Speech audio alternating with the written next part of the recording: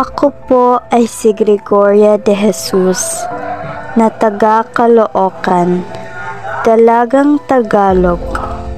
Ako po ay may tratong mag-asawa sa aking nobyo na si Andres Bonifacio na taga Tondo.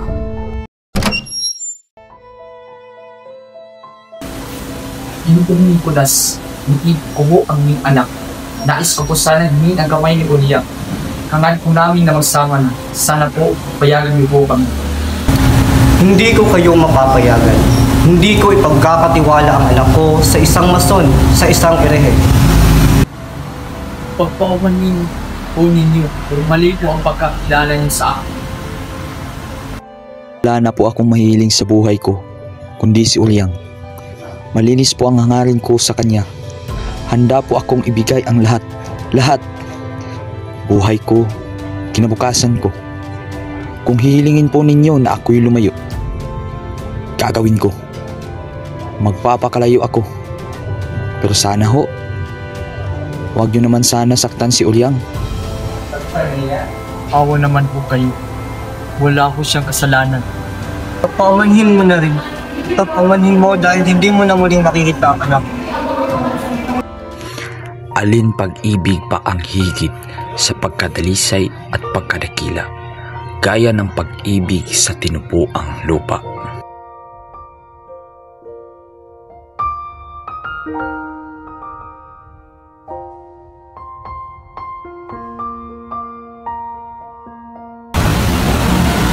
Ilang tagapagpatunay ng simbahan. Pinapatibay ko, binabasbasan ang iyong pagtatalang isip sa ngalan ng Ama, ng Anak, ng Espiritu Santo. Amen. Maaari mo nang halikan ang iyong asawa. 3 taon na tayo ang ngalap ng iyong gabi. Subalit ngayon, parang nabulag-bulagan pa rin ang mga tao sa pagkalupitan ng mga Kastila. Malalim ang takot na itinanim ng mga Kastila sa puso't kaisipan ng ating mga kababayan at hindi ito madaling maalis. Pero kung patuloy silang matatakot, lalong mababaon sa pagkikahus at kaapna ng bayang ito.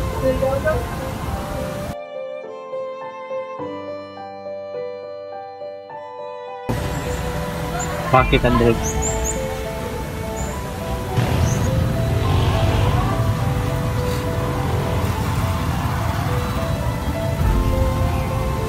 Narito ako dito. Nakita ko kung paano nila ginaruti ang 3 pari.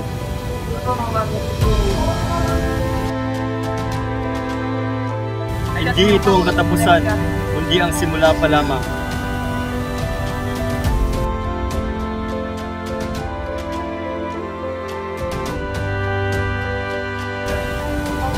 Hindi ko maintindihan kung bakit hindi ko maayos ang iyo sa kanila. Habang may pit ang yakap ng kamatayan sa kanila ngayon, ang nawaan.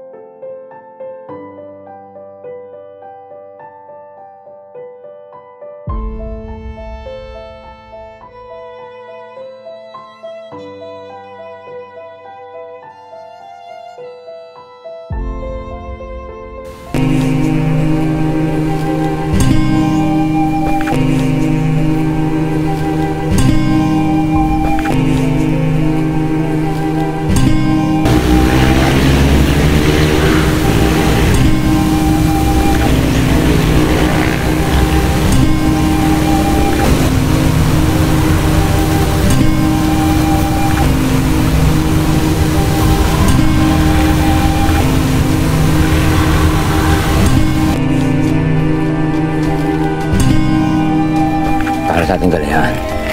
Basahin mo. May isang taong handang mamuno ng himagsikan laban sa mga Kastila. Sino po yung tatang? Ang tawag sa kanya ay Supremo.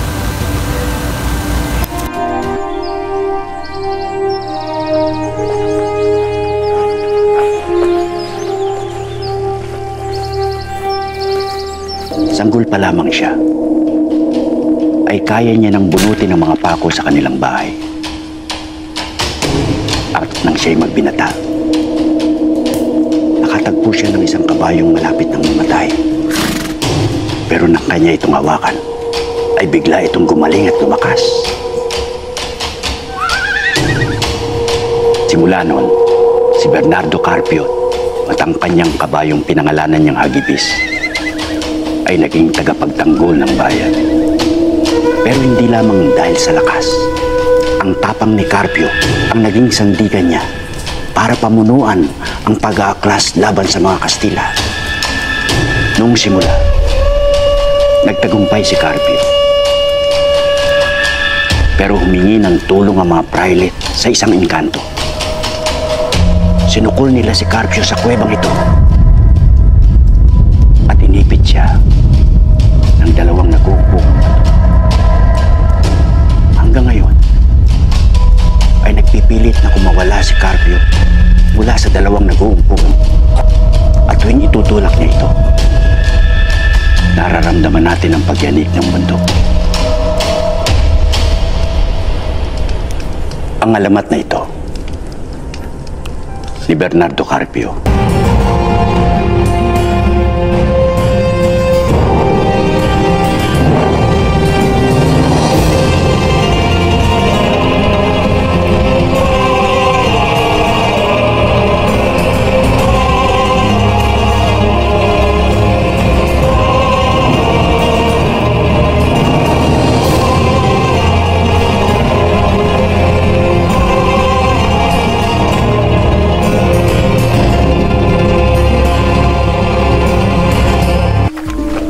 Na maaaring magsimula ng pagbabago.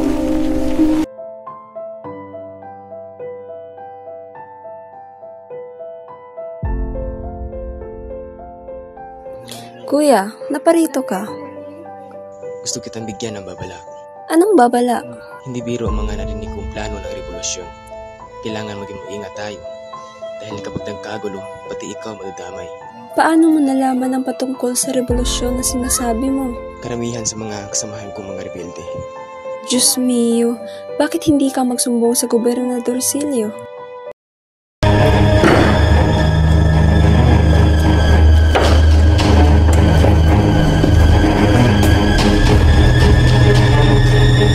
Mirad por aquí. A ver si encontráis algo. A sus órdenes, padre. ¡Anda!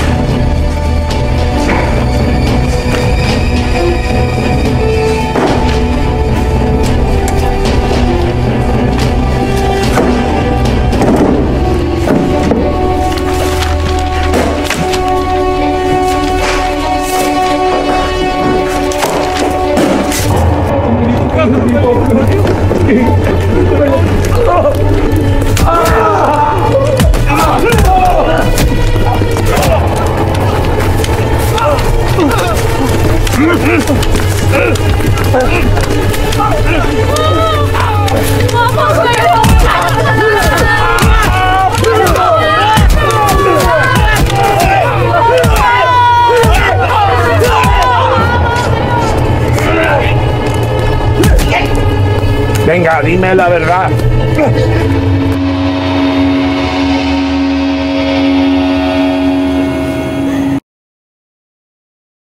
Ang kinabukasan ng susunod na mga henerasyon ay bahagi ng ating responsibilidad. Tayong mga nauna, tayo na may lakas, tayo na may kakayahang lumaban, tayong nakapagbibigay ng kalayaan na nararapat sa kanila. Malaki ang tiwala ko sa iyo, Andres.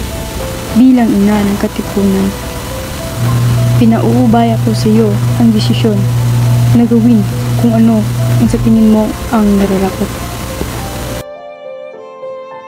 Napakarami na ang nabibiktima ng mga Espanyol at mas marami pa ang magmamatay kapag hindi natin pinigilan ang kanilang pag-api. Sa labanang ito, isusuong natin ang ating mga buhay sa bungo. Ilang araw mula ngayon, sa 29 ng gabi, sisimula natin ang revolusyon. Pagmasdan niyo ang munting papel na umaalipin sa ating lahat.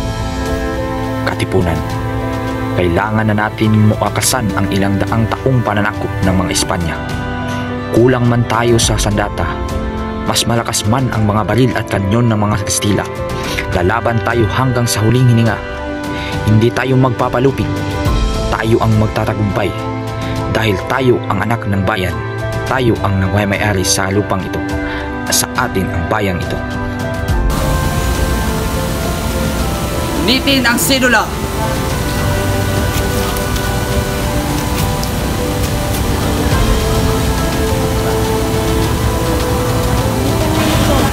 Mabuhay ang Katipunan! Mabuhay! Mabuhay ang Supremo! Mabuhay! Mabuhay ang Katipunan! Mabuhay! Mabuhay ang Revolusyon! Mabuhay!